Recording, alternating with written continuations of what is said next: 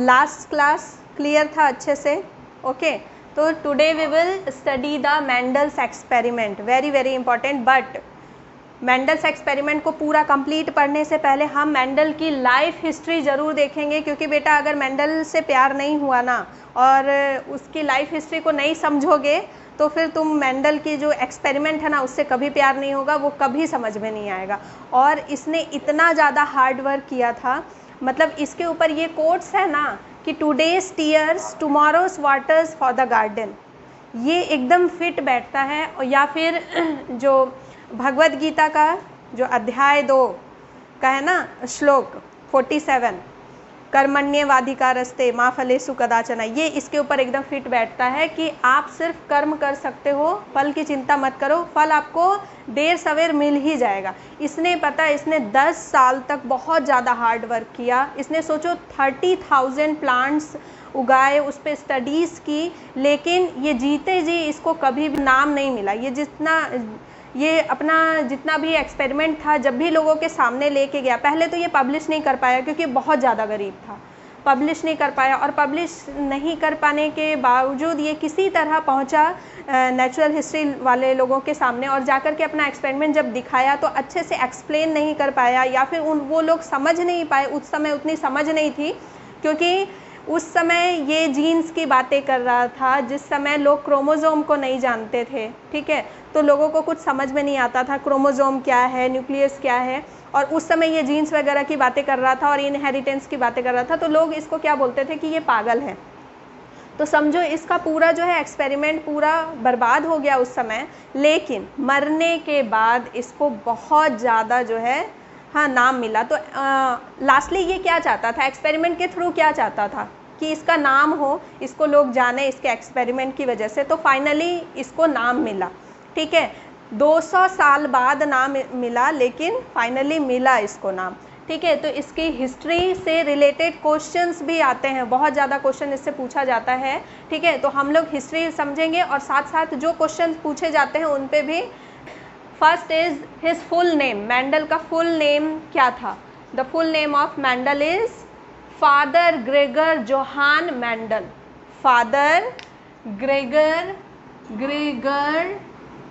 Johan है, ठीक है, जोहान, जॉन नहीं है, जोहान मेंडल, ठीक है। एक्चुअली इनका नाम जोहान मेंडल था, बट ग्रेगर कब लगा? जब ये मोनास्ट्री में गए, जब ये मॉन्क बन गए ना, तो वहाँ इनको ग्रेगर मिल गया, ठीक है। और साथ में जब ये फादर बन गए तो फादर लग गया था इनके नाम के आगे, क्योंकि ये क्या थे, एक मॉन्क थे ना, ठीक है, ये मॉन्क थे, एक टीचर थे, एक साइंटिस्ट थे, ये तीनों चीज़ थे। तो इनका नाम था ग्रेगर जोहान मेंडल, और इनका जन्म हुआ था सिलेसिया ऑस्ट्रिया में।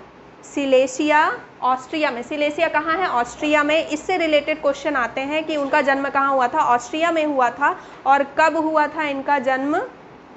22 जुलाई 1822, याद रखना, ठीक है, डबल डबल है ना, 22 जुलाई 1822। और इनकी डेथ हो गई थी 6 जनवरी 1884 में। 61 साल की उम्र में ये मर गए थे। सोचो कि 61 ईयर के एज में इनकी डेथ भी हो गई। उस उम्र में उन्होंने पढ़ाई की, इतने सारे एक्सपेरिमेंट्स भी किए, तो इन्होंने अपना समय कभी बर्बाद नहीं किया था। उसके बाद इनकी जब ये पैदा हुए, ये बहुत ही गरीब परिवार में ये पैदा हुए थे। इनके पापा मम्मी के पास बिल्कुल, वो फार्मर थे, तो अपने पापा के साथ ये भी माली वगैरह का काम करते थे। जहाँ इनके पापा काम करते थे ये भी जाते थे, ये जाकर के वहाँ देखते थे प्लांट्स को। तो उसी समय से इनके मन में ना हमेशा ये आता था कि इस तरह के प्लांट्स में इतनी वैरायटीज़ क्यों होती हैं, प्लांट्स ऐसे क्यों होते हैं। तो हमेशा अपने पापा से क्वेश्चन किया करते थे। फिर वो किसी तरह जो है स्टडीज़ अपना किए, और आसपास के ही स्कूल के जो हेडमास्टर थे उन्होंने बोला कि ये लड़का बहुत ही जीनियस है, इसको पढ़ाओ। तो उनके पापा ने किसी तरह अफोर्ड किया और उसको पढ़ाया। और फिर वो कहाँ चले गए? मोनास्ट्री में चले गए, ठीक है। मोनास्ट्री में जाने के बाद क्या हुआ कि वहाँ के लोगों ने उनकी जो है, उनको थोड़ा मोनास्ट्री में लाइब्रेरीज़ मिले, ठीक है, लैब वगैरह मिला, कुछ थोड़ा सा एक्सपेरिमेंट्स के मटेरियल वहाँ मिले। तो उनका जो ललक था ना, उनको देख करके उन लोगों ने बोला कि भाई आप वियना चले जाओ। उन लोगों ने उनको वियना भेजा। और उन्होंने किस किस चीज़ की पढ़ाई की थी? Physics, math and natural science, कौन कौन सा सब्जेक्ट था? Physics, math and natural science. कहीं कहीं पे बेटा ये लिखा हुआ है कि उन्होंने बॉटनी पढ़ी थी, ठीक है, बॉटनी पढ़ी थी, जिसकी वजह से उनको फिर प्लांट्स में इंटरेस्ट आया था। एक्चुअली उनको प्लांट में इंटरेस्ट बचपन से ही था। उन्होंने अपनी पढ़ाई कर ली, उसके बाद उन्होंने जो है टीचिंग एग्ज़ाम्स दिए। तो टीचिंग एग्ज़ाम्स उन्होंने 2 बार दिया। उनको लगा था कि मैं एक बहुत अच्छा टीचर बन जाऊंगा, बट टीचिंग एग्ज़ाम में रिटन निकाल लेते थे, लेकिन फाइनल एग्ज़ाम वो नहीं निकाल पाते थे, इंटरव्यू वो नहीं निकाल पाते थे, ठीक है। रिटन हो गया, इंटरव्यू वो फेस नहीं कर पाते थे, तो 2 बार इंटरव्यू वो जो है फेल हो गया इंटरव्यू में। तो क्या हो गया, उनको डिप्रेशन हो गया। 21 साल की एज में फिर वो क्या जो है बन गए थे, मॉन्क बन गए थे। ओके, उनको दुनिया से जो है बहुत ज़्यादा विराग उत्पन्न हो गया, बहुत उनको दुख लगा दुनिया में कि सिर्फ दुख है, मतलब वो बहुत ज़्यादा इमोशनली कमज़ोर थे, ठीक है। तो वो कहाँ चले गए, और उनको इतना ज़्यादा डिप्रेशन था कि डिप्रेशन की वजह से वो कभी कभी उनको ना अपनी पढ़ाई छोड़नी पड़ गई थी, इतना ज़्यादा डिप्रेशन था, और जॉब की वजह से भी उनको डिप्रेशन था। फाइनली वो फिर से मोनास्ट्री चले गए और वहाँ जा कर के वो मॉन्क बन गए, और वो साथ में क्या करते थे, पी प्लांट ग्रो करते थे, और बगल में ही एक छोटा सा स्कूल था, वहाँ वो पढ़ाते थे, ठीक है, बच्चों को। और जो पी प्लांट उगाते थे, तो उन्होंने उस समय, हाँ, सबसे बड़ी बात ये आती है यहाँ पे कि why Mendel is known as the father of the genetics. उनको फादर ऑफ जेनेटिक्स क्यों बोला जाता है? Mendel is known as the father of genetics because he gave the principle of inheritance. उन्होंने बताया, he explained through his experiment that how the character transfer from parent to the offspring, ठीक है, from generation to generation, how the character transfer। जब ये बता रहे थे ना ये सारी चीज़ें, उस समय जो है सोसाइटी में कौन सा प्रिंसिपल चल रहा था? प्रिंसिपल ऑफ ब्लेंडिंग चल रहा था, ठीक है, ब्लेंडिंग ऑफ इनहेरिटेंस। उसके अकॉर्डिंग क्या था कि जो भी बच्चे पैदा होते हैं ना, वो मम्मी और पापा के क्या होते हैं? मिक्सचर होते हैं, ठीक है। They get the character of both father and from the mother. But इन्होंने देखा कि भाई ऐसा तो नहीं होता है। हाँ, जब पी प्लांट्स में देखते हैं, जो अगर बड़े टॉल प्लांट्स हैं, शॉर्ट प्लांट्स हैं, दोनों को अगर क्रॉस कराया जाए तो उसमें से तो मीडियम साइज़ के नहीं प्लांट्स उग रहे हैं, ठीक है। तो इन्होंने फिर एक्सपेरिमेंट करना शुरू किया। तो एक्सपेरिमेंट करने के लिए इन्होंने कौन सा प्लांट चुना था? इस सबसे important question, very very important question, जो ये हर बार पूछा जाता है, why he choose the P plant. He choose the P plant and scientific name of P plant is Pisum sativum. ये भी क्वेश्चन आता है, scientific name of P plant is Pisum sativum. Okay, why he choose the P plant? Because of many reason. पहला reason कि P plant को grow करना easy होता है। सेकंड रीज़न, पी प्लांट बहुत जल्दी ग्रो हो जाते हैं, ठीक है, उनमें बहुत ज़्यादा मेहनत नहीं लगती, इजीली उसको हैंडल किया जा सकता है। थर्ड रीज़न था कि पी प्लांट्स की जनरेशन, वो एक बार में बहुत सारे जनरेशन देख सकते थे, क्योंकि वो बहुत जल्दी बड़े हो जाते हैं। तो एक बार में आप बहुत सारे जनरेशन देख सकते हो ना। अगर वो ह्यूमन पे किए रहते तो क्या होता? ह्यूमन पे पहले तो करना पॉसिबल नहीं था, और अगर ह्यूमन को रीड करना हो तो उतना आपको जीना पड़ेगा, उतना जनरेशन देखने के लिए, ठीक है। तो उसको ग्रो करना बहुत इजी था, उसके बहुत सारे जनरेशन वो एक बार में देख सकते थे। उनमें बहुत सारे सेवरल ट्रेड्स थे, they have the several traits, ठीक है। ट्रेड्स मतलब क्या? जैसे उसमें क्या था? शीड था, ठीक है, पॉड का शेप था अलग अलग, फ्लावर के शेप्स थे अलग अलग, ठीक है, हाइट थी अलग, और फ्लावर का पोजीशन अलग अलग था। 7 ट्रेड्स थे total. Okay, what are the laws given by him? कौन से लॉज थे जो उन्होंने दिए थे? उन्होंने 3 लॉज दिए थे। जब उन्होंने पी प्लांट को लेकर के क्रॉस कराना शुरू किया, क्रॉस कैसे कराया था? क्रॉस क्यों कराया था? क्योंकि पी प्लांट जो है ना, एक और प्रॉपर्टी होती है पी प्लांट की कि वो सेल्फ जो है पॉलिनेटेड होता है। जो पी प्लांट के जो फ्लावर होते हैं ना, उसमें स्टिग्मा भी होता है और एंथर भी होता है। इसका मतलब फीमेल पार्ट भी प्रेजेंट है उसमें, और उसी में मेल पार्ट प्रेजेंट है, ठीक है। तो अब वो उसको क्रॉस कैसे करवाते थे भाई? जब इसी में सब प्रेजेंट है और ये इसके जो फ्लावर होते हैं ना वो बंद रहते हैं, ठीक है। तो वो क्या करते थे कि सारे मेल, जो सारे एंथर्स हैं ना, सारे एंथर को प्लग करके निकाल देते थे, सारे फ्लावर्स के एंथर्स को निकाल देते थे, जिनको फ्यूज़ कराना होता था फीमेल पार्ट से एंथर को निकाल देते थे। और एंथर को निकालने के बाद मान लो वायलेट कलर का प्लांट है, ठीक है, वायलेट फ्लावर वाला प्लांट है, उसको फ्यूज कराना है वाइट फ्लावर वाले प्लांट के साथ, तो वो क्या करते थे, एंथर यहाँ से वाइट फ्लावर है अगर, तो वाइट फ्लावर का जो है एंथर से जो पॉलन है, ठीक है, इसका तो सारा एंथर वो निकाल दिए, ठीक है। एंथर निकालने के बाद अब यहाँ क्या बच गई, सिर्फ फीमेल। तो ये सेल्फ पॉलिनेट तो नहीं कर पाएगी। अब एंथर में ही तो पॉलन ग्रेन्स होते हैं ना, एंथर के ऊपर क्या होता है, पॉलन ग्रेन्स होते हैं, मेल गैमेट्स होता है, तो अब तो ये नहीं कर पाएगी। ओके, तो ये क्या करते थे कि वाइट फ्लावर का जो एंथर है, एंथर के ऊपर क्या है, पॉलन ग्रेन्स, इस पॉलन ग्रेन्स को ले करके, इस पॉलन ग्रेन्स को किस में डाल देते थे, वायलेट वाले के इसमें डाल देते थे, स्टिग्मा में। ओके, तो इस प्रोसेस को क्या बोला जाता है, इमैस्क्यूलेशन। ये बहुत इंपॉर्टेंट टर्म है। This process is known as the emasculation, ठीक है। व्हाट इज इमैस्क्यूलेशन, इमैस्क्यूलेशन, मैस्क्यूलेशन मतलब क्या होता है बताओ, मैस्क्यूलाइन मतलब क्या होता है, मैस्क्यूलेशन वर्ड जो बना है ना बेटा, वो बना है मैस्क्यूलाइन से। मैस्क्यूलाइन मतलब मर्द, मैस्क्यूलाइन मतलब क्या होता है, मर्द, है ना, मर्द को हटा देना, ठीक है। तो इमैस्क्यूलेशन कर देते थे, मेल वाले पार्ट को हटा देना। ओके, तो इमैस्क्यूलेशन करके फिर ये क्या करा देते थे, क्रॉस पॉलिनेशन करवाते थे। ओके, तो ये सारे पॉइंट्स थे कि why he chose the P plant. समझ में आ गया। सबसे पहले बहुत सारी वैरायटीज़ थी उसमें, और वो सेल्फ पॉलिनेट भी कर सकते थे, क्रॉस पॉलिनेशन करना बहुत इजी हो गया था उसमें, ठीक है, और उनके बहुत सारे वो जेनरेशन एक बार में रीड कर सकते थे। What are laws given by him, उन्होंने लॉज कौन कौन से दिए थे, 3 लॉज याद हैं, बताओ, याद है बेटा, 10th में पढ़े हो ये सब। Law of dominance, second law, law of segregation, third law of independent assortment को हम लोग अलग से पूरा मतलब डिटेल लेक्चर पढ़ेंगे अलग अलग करके।